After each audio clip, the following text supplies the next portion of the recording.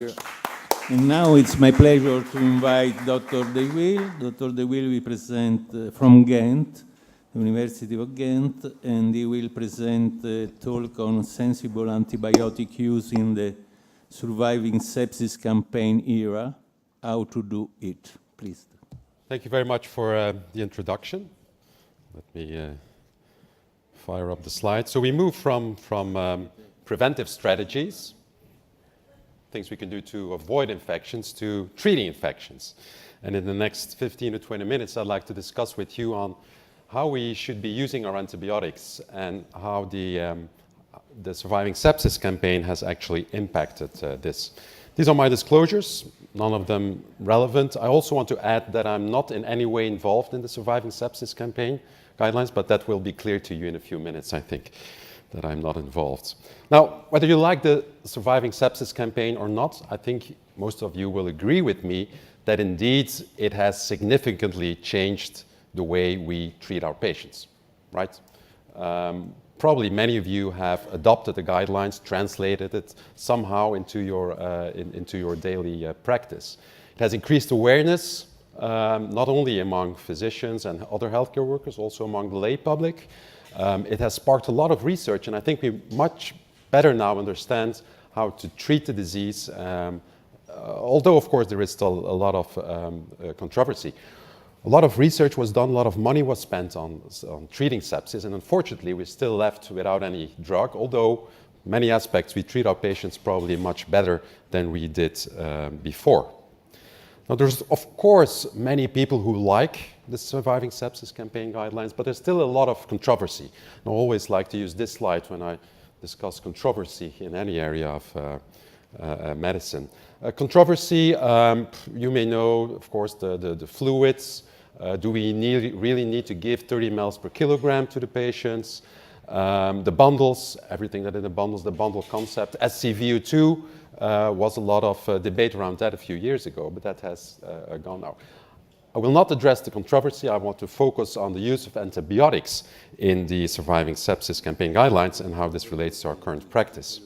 Now, if there's one consistent thing in Surviving Sepsis Campaign, it's actually antibiotic use. Many of the things that were in the first edition of the campaign are actually no longer there, and antibiotics is luckily still there, and for obvious reasons, of course, it's the cornerstone of antibiotic therapy. Now, when we think of antibiotic efficacy, these are, at least in my opinion, the three main determinants, the three essential elements, characteristics of antibiotic therapy to be successful. So there's the appropriate spectrum. Sounds logical. If you give an antibiotic, it should be active against the microorganisms that it's causing it. Timing. There's a huge focus on timing in Surviving Sepsis Campaign, and I'll be giving you some data and how we should be applying it. And dosing. Dosing is often forgotten. It is suggested in the Surviving Sepsis Campaign guidelines, but it's been largely ignored, and I think this is one of the areas that we need to do better in the future. And a lot of research is being done on PK/PD, and I hope in the next few years we'll do much better from that perspective as well. But I'd like to focus, first of all, on timing of antibiotics and how the recommendations in the Surviving Sepsis Campaign have actually impacted the way we've been using our antibiotics. So what is in the guidelines? I've just used a few of the slides. These slides are available from the Surviving Sepsis Campaign website, and I've just kind of borrowed them for this presentation. Administration of antibiotics for patients with sepsis and septic shock as soon as possible and within 1 hour. I mean, this 1 hour concept, this dogma, really is of course, really impregnated in many of us. Broad spectrum empirical therapy, likely to cover all pathogens. Both of them strong recommendations, although moderate level of evidence. And when you use antibiotics, probably 2 is better than 1. Recommendation, suggestion, so not as strong as the previous one. Low quality of evidence, weak recommendation, but still a recommendation to use 2 antibiotics, combination therapy. Again, likely aimed at the likely pathogens. So this has been based largely on one trial, but this has led to quite an extensive antibiotic use in our ICUs. These are data coming from the EPIC 2 study, so it's already a little bit older, and we'll have new data soon, I hope. But antibiotic use in our ICUs is huge.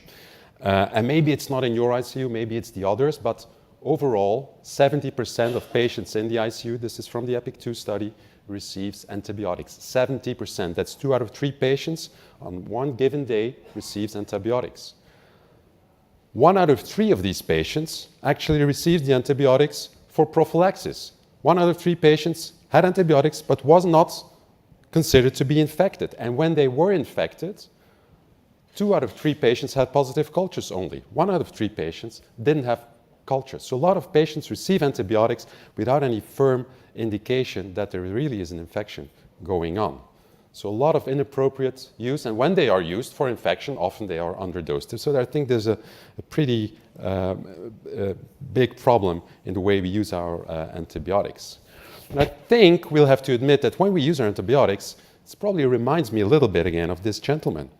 We have a very low threshold for intervention. Okay? Once we think of an infection, we want to treat it. We strike preemptively. If there's no infection, we'll give antibiotics to avoid that something bad happens. You recognize this pattern, don't you? We aim at total destruction. We want to give a lot of antibiotics so no microorganism really survives, and we don't think about the consequences of what we do. You see how this translates to our antibiotic treatment. So let's focus on timing a little bit. This is the slide probably you have seen the most. I mean, when you're into infections, you've seen this like a few billion times, right? And it's the slide I personally detest the most. It's been visually optimized. You can see, for instance, that, let me see, where's the pointer, that this has different intervals. It starts with half-an-hour intervals, then it's hourly intervals, then it's 3-hourly, 12-hourly.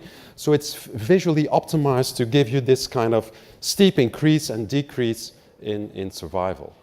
And there's a few odd things with this study. Well, first of all, this is from the onset of infection, hypertension, to antibiotic therapy. But it's not always easy to pinpoint really the start of an infection, of course. Very remarkably in this study, because these are patients that received antibiotics and that were not on antibiotics when they became hypertensive. There were also a group of patients that was already on antibiotics before they were hypertensive. And this was their mortality. So their mortality, actually, the survival, this is not mortality, it's a survival, but survival was lower if you had antibiotics before you were hypertensive. If you have your antibiotics after the hypertensive, then your survival increases and then it goes down again, which of course doesn't make any sense and suggests that something else is happening here. Yet this is the slide that's always been used to show us that we need to give antibiotics within the hour. So there's a huge pressure. Combining this with the fact that it's often quite difficult to diagnose infection. I mean, this is really challenging. We often think of antibiotics. Well, 70% of our patients receives antibiotics, so clearly we must be thinking of infection quite often. But often it's just a hunch. You know, patient has fever, has a bit of oxygen saturation problem. Maybe it's a pneumonia. Okay, but maybe it's something else. And there's many confounders, and most of all, I think in a lot of these studies, it's not only antibiotics that, of course, was given to the patient. It's a whole treatment, and maybe, just maybe, antibiotics are just like a surrogate marker of appropriate treatment in many other ways, and overall quality of care. Let's look at a number of more recent studies that looked at some other aspect. This comes from a large German study with more than 1,000 patients, multiple ICUs, over 40 ICUs, and they looked at compliance, the early treatment of sepsis and how it affected outcome. This is their slide showing timing of antibiotics and outcome. And you can see that indeed anything within the first 6 hours didn't make any difference. And beyond 6 hours, it was higher, but not like 3 times or 10 times higher. So this already sheds a bit of different light. These patients, on average, had a 2-hour interval to antibiotic therapy. But it shows you a different story. And when they look at two important determinants of infection, source control and appropriateness of treatment. And when they added this to the multivariable analysis, then, for instance, you can see that time to antimicrobial treatment within the hour was no longer statistically significant if you consider the inadequacy of antibiotic therapy. In a lot of these studies, it's just the time to antibiotics that was monitored, and it didn't really matter whether it was appropriate or not. Still, I think it's very relevant. Focusing on patients who need source control, again, the same story. Timing of antimicrobial therapy, if you consider source control adequacy, is no longer relevant. Time to source control, that was relevant, yeah, but not so much time to antibiotics. This is only patients, about 400 patients, if I remember correctly, that required source control, 400 out of 1,000. But still showing you there's many more things that need to be considered. And then this study is also worth mentioning. Not focusing so much on timing, but also an overall strategy, an overall attitude towards infection. This is a 2-year experimental study, 2 periods in time. An aggressive strategy, probably giving antibiotics to every patient where you just have this hunch maybe infection is there, or a more conservative strategy.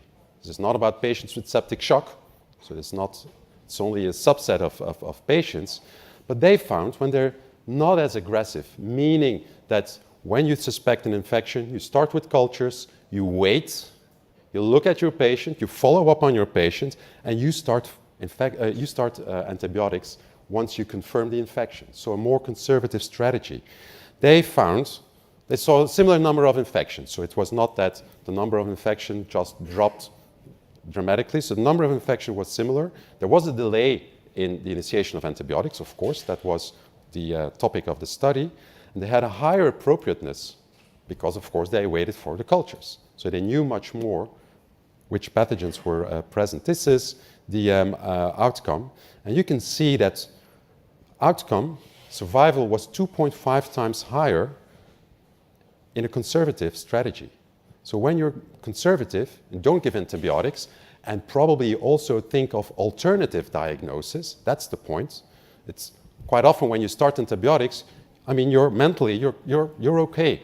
Patient has a problem, you start antibiotics, move on to the next patient. When you don't do this, when you're forced to think, and maybe, well, this patient has pulmonary embolism rather than pulmonary infection, then maybe you will also diagnose other problems. So a higher survival in a less aggressive strategy. Antibiotic use dropped with 50%, and remarkably, antibiotics for infection was the same, but antibiotics given to patients who in the end did not have infection was much lower. So that was where the difference was. Patients with infections were treated in a similar way, but it's apparently effective to identify the patients who do not have an infection and treat them better. So this is really something to think about. Now, something else, of course, to consider is multi-drug resistance. This is the elephant in the room, and I'm sure many of you are confronted with this on a daily basis, and there's some very grim predictions about how the future may look like. And of course, we have to acknowledge that this is a very compelling reason to use our antibiotics very wisely. There's an increase in resistance ahead, and there's a reduced number of antibiotics available. So we need to really balance this, because this use of antibiotics, of course, highly influences multi-drug resistance. This is why many of us have stewardship programs, antibiotic stewardship programs, in which we want to improve outcome, but overall and primarily reduce antibiotic exposure. That's the main focus. And that's where I think we see a conflict between a very aggressive, low threshold, multiple antibiotic strategy early on and trying to reduce antibiotic use. So the question is, and I'm struggling with this on a daily basis, how can we really reconcile these two elements? And I'll give you some solutions or maybe some things to consider. Walk, don't run. I think there's quite some good evidence that being not very aggressive in patient with infection. Again, once you have a patient with septic shock and it's pretty clear that the patient has pneumonia or intra-abdominal infection or any other infection, there's absolutely no reason to delay antibiotic therapy. So don't get me wrong there. If you have an infection, you give antibiotics and you give it fast. But when you're not sure, and when your patient is not severely ill, maybe just standing back for a while, culturing, thinking of alternative diagnosis is the way to go. Confirming an infection is something we often postpone to 1 or 2 days later, but this clinical reevaluation, I think, is very important, and using this clinical evaluation to go for targeted investigations. A rational spectrum. That's, of course, easier said than done, and I think this very much depends on your local ecology. It's very important, though, to realize that antibiotics have consequences in our patients, but it's also one of the few treatments that not only affects your patient, but also the other patients in the ICU, okay? If you give antibiotics to one patient, resistance may develop, and that may spread to other patients. So this is a treatment that not only affects this individual, but the whole unit. It's very important to consider this. Know your local ecology, and this is an important driver. It's not about just copying international guidelines, IDSA guidelines, and saying this is how we will be treating intra-abdominal or any type of infection. You need to look at your own ecology. In the US, for instance, MRSA will be easily covered for many infections. In Belgium, it's not a problem. Maybe it's a problem in your unit, and then you have to do it, but not because some international association claims that you should be treating these patients. And of course, identifying patients with multi-drug resistance is very important. But also important, and this is my final recommendation when discussing the spectrum, also think of a diagnosis, because some diagnoses require other antibiotics and other strategies. Some diagnoses also require source control. So it's not just giving antibiotics because your patient has sepsis and you have no idea where it is. You have to look for a focus as well.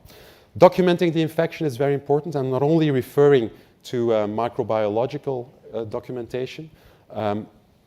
This strategy will allow you, or allow your colleagues who take over a few days later, to facilitate the decision making later on, because it's often difficult if you weren't there in the weekend, in the night when the antibiotics were prescribed, what was the exact circumstances why they were prescribed.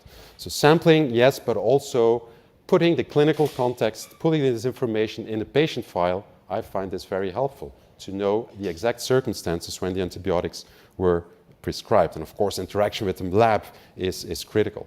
And then finally, and of course we could be giving a whole session on antibiotic dosing, and I'll just give you my top recommendations. The goal of antibiotic therapy is not putting antibiotics in the patient and don't care what happens with it. It's getting antibiotics at the site of an infection.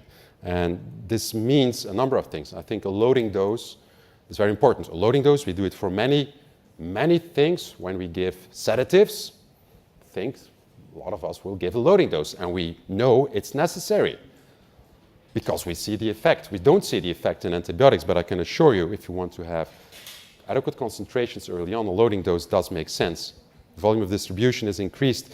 Also know that your pharmacokinetics are changed. Augmented renal clearance is probably one of the main drivers, and in the future, I'm pretty sure that we'll be using TDM of antibiotics in 5 or 10 year time on a routine basis. But also consider that interventions such as renal replacement therapy, etc., make a difference. So these are my 4 recommendations. Be not too aggressive when you're not sure. Choose an adequate spectrum, document and dose adequately. And I'd like to conclude. Of course, you know, and I'm fully aware that antibiotics are the cornerstone and really important, but we shouldn't be putting off a nuclear bomb to every patient. Overuse is now very common in our units, and I do feel that the Surviving Sepsis Campaign unwillingly has stimulated antibiotic overuse in our ICUs. And now is the time to change that again. Balanced use of antibiotics, because it does affect your patient and the rest of the unit. Optimized dosing, but particularly we need to stop giving antibiotics to patients who do not have an infection. It's easy to identify sepsis. We focus on organ dysfunction, but this suspected infection part is really something that we need to focus on much more. Thank you for your attention. I'll be happy to take any questions. Thank you very much for your nice presentation. Qualche domanda? Some questions? Okay. Jan, thank you very much for your presentation. Don't you believe that one problem may be represented by the substantial lack of criteria for defining the source control? And this may be a confounding factor for many, many different trials. Yes, I fully agree that source control is difficult to define, difficult to measure, difficult to quantify. The studies that have looked at it often use panels, different specialists to evaluate, and I'm sure in many situations there's a lot of discussion whether source control was adequate. But it's definitely something that we need to work on, that we need to improve. Also, source control is primarily relevant in intra-abdominal infections, but it's also relevant for a number of other infections. We often forget that it plays a role in bloodstream infections and catheter-related infection, for instance, skin soft tissue. Probably, I mean, the role of the endotracheal tube, for instance, could also be, I mean, the concept of source control could also apply to some extent in these infections as well. Prego. Yeah, sorry. Thanks, Jan. Great talk, really. More and more, I see around the availability of point of care, or at least proposed point of care tools to make an etiological diagnosis in, say, 2 hours. So at this point, your walk, not run shouldn't be for like 24 hours. That perhaps makes clinician more nervous because there is the night in between and blah, blah, blah. It's only 2 hours. So do you think, I know you don't predict the future, but if you were to give this talk in 3 years, do you think these tools will have definitely changed the landscape, or it's something that is still a little bit too early to consider? Well, I think you're absolutely right, Giacomo. These rapid diagnostics, focusing on microbiology, I think you're referring to, will definitely be a great help. And I think in the future, the concept of empirical antibiotic treatment probably will be going away because we will have identification and targeted treatment early on. Also, the whole discussion around antibiotic de-escalation will be gone because empirical therapy is finished. Now, that being said, you will have an identification of a pathogen, and it's fairly easy and straightforward when the pathogen is in the blood. But for instance, when the pathogen is identified from an endotracheal aspirate, for instance, or a site of infection where you're maybe not sure whether the presence of a pathogen also means infection, then things are different. So this could even lead, if you just look at the cultures itself, could lead to an overuse.